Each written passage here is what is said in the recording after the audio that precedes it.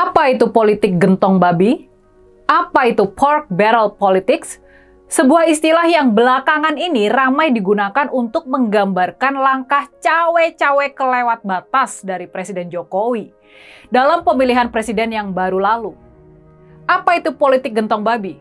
Sebuah istilah dan juga perilaku politik yang ternyata bukan barang baru. Ini ternyata banyak dipraktekkan di negara lain dan sejak lama. Ini bahkan sudah jadi bahan penelitian para akademisi di berbagai negara, termasuk di Indonesia sendiri. Jadi, apa itu pork barrel politics atau politik gentong babi? Kalau kita mengacu ke jurnal politik pork barrel di Indonesia yang terbit pada tahun 2011, penelitian dan tulisan ini sudah cukup lama juga ya. Jadi menurut jurnal yang ditulis oleh Antonius Saragintan dan Syahrul Hidayat itu, politik gentong babi adalah usaha petahana atau pihak yang sedang berkuasa untuk menggelontorkan dan mengalokasikan sejumlah dana publik, sejumlah besar uang rakyat dengan tujuan untuk mempertahankan kekuasaannya atau kekuasaan kelompoknya. Kalau menurut Annie Duke dalam buku Quit yang terbit tahun 2022, pengertian politik gentong babi ini adalah penggunaan dan pengalokasian dana publik demi mendapatkan keuntungan politik dengan cara mengalihkan anggaran untuk keperluan politik.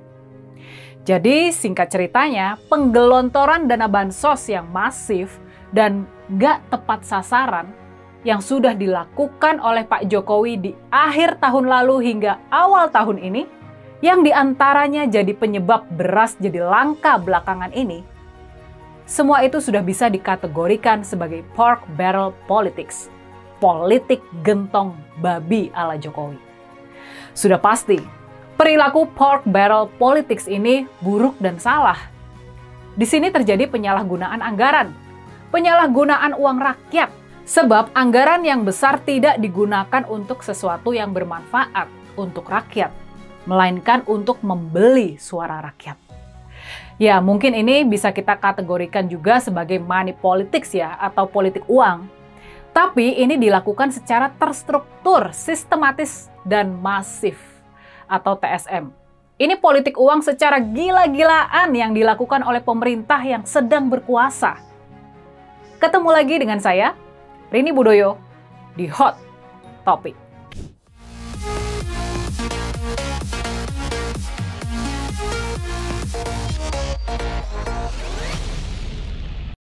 Pertanyaan berikutnya adalah, mengapa? Mengapa bansos juga dijadikan alat berpolitik dan lain sebagainya? Ada satu konsep dalam ilmu politik yang bisa kita gunakan, yang namanya gentong babi atau pork barrel politics. Pork barrel, jadi memang istilah ini mengacu pada masa perbudakan di Amerika Serikat, yang gambarannya seburuk perbudakan itu sendiri. Jadi bayangkan pada saat itu para budak harus berebutan mengambil daging babi yang diawetkan di dalam gentong. Mereka berebutan dan akhirnya muncul istilah bahwa ada orang-orang yang akan berebutan suatu jatah resmi untuk kenyamanan dirinya. Itu asal muasal istilah gentong babi. Jadi yang kita bicarakan di sini adalah cara berpolitik yang menggunakan uang negara untuk digelontorkan ke daerah-daerah pemilihan oleh para politisi agar dirinya bisa dipilih kembali. Menurut buku Politik Tanpa Korupsi yang terbit pada tahun 2021 yang ditulis oleh Herdiansyah Hamzah, sejarah politik gentong babi ini berawal dari tradisi sistem politik di Amerika Serikat. Di sana, politik gentong babi mengacu kepada pengeluaran yang dilakukan oleh para politisi buat kepentingan konstituennya. Hal itu dilakukan sebagai imbalan atas dukungan politik dalam kampanye dan pemungutan suara. Istilah gentong babi sendiri merujuk pada gentong, tong atau wadah yang terbuat dari kayu, buat menyimpan dan mengawetkan daging babi asin. Sekarang istilah gentong babi dipakai buat menggambarkan pengeluaran pemerintah yang boros. Terminologi gentong babi pertama kali digunakan oleh John Fairjohn buat menggambarkan fenomena di lembaga Kongres Amerika. Para wakil rakyat mendorong penggunaan anggaran negara, penggunaan uang rakyat buat kepentingan konstituennya, dan bukan untuk kepentingan rakyat banyak.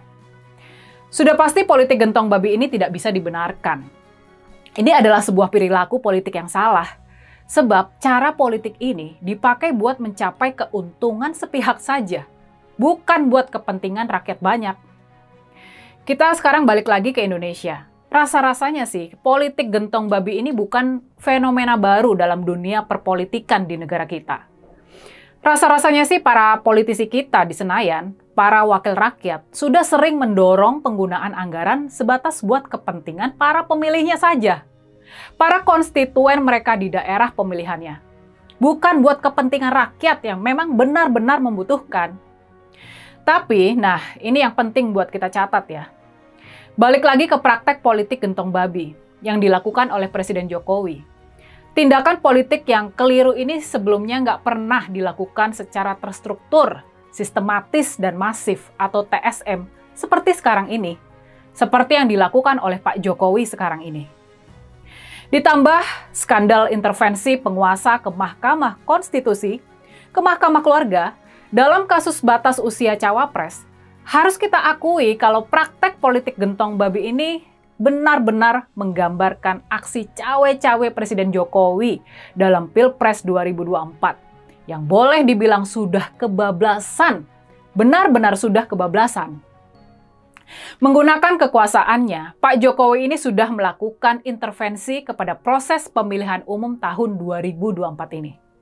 Nah, makanya dalam konteks ini, dalam konteks mengakhiri praktek politik gentong babi yang koruptif dan sangat merugikan rakyat ini, alangkah baiknya kalau pelaksanaan pemilu 2024 yang penuh kecurangan dan carut-marut ini, di mana cawe-cawe Pak Jokowi sudah kelewat batas, alangkah baiknya kalau pelaksanaan pemilihan umum yang baru lalu bisa diteliti, dikuliti, dan dibongkar habis, dan diberi solusi lewat penggunaan hak angket di DPR RI. Kelak setelah diteliti, dikuliti, dan dibongkar habis oleh DPR RI, yang pastinya bakal didukung dan melibatkan para akademisi dari kampus-kampus juga, kita akan bisa mendapatkan rekomendasi bagaimana sistem politik kita yang buruk ini bisa benar-benar diperbaiki dan reformasi 1998, proses demokratisasi untuk kesejahteraan rakyat bisa maju selangkah lagi, bisa jadi lebih sempurna. Jadi, ayo kita dukung penggunaan hak angket ini di DPR RI, karena ini bukan soal mengubah hasil pemilu. Ini sama sekali bukan soal mengubah hasil pemilu, tapi ini benar-benar buat memperbaiki masa depan Indonesia kita yang tercinta ini. Ini buat masa depan yang lebih demokratis dan yang lebih baik buat anak cucu kita. Semangat kami sebagai satu kesatuan yang utuh, tiga partai yang solid berkoalisi, semangat kami seperti semangat yang kemarin dinyatakan oleh Pak Anies. Kita siap bersama inisiator PDIP untuk menggulirkan angket. Jadi posisi kami, data sudah siap, hal-hal kecilnya sudah siap, tinggal menunggu tindak lanjutnya. Kawan-kawan PDIP sebagai partai terbesar, sebagai inisiator, bagaimana selanjutnya?